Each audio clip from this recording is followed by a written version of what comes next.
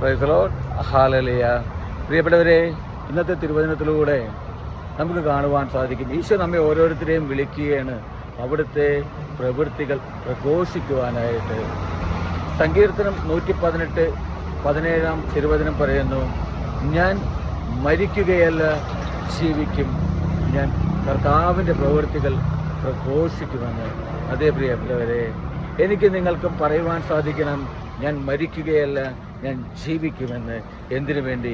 ദൈവത്തിൻ്റെ പ്രവൃത്തികൾ പ്രഘോഷിക്കുവാൻ വേണ്ടി.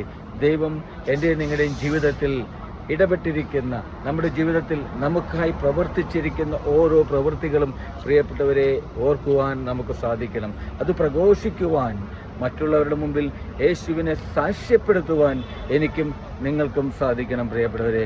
അങ്ങനെ എനിക്കും നിങ്ങൾക്കും പറയുവാൻ സാധിക്കണം, ഞാൻ മരിക്കുകയല്ല, ഞാൻ ജീവിക്കുകയാണ് എൻ്റെ രക്ഷകനായ യേശുവിന് വേണ്ടിയെന്ന്. ഹല്ലേലൂയ. ആമേൻ.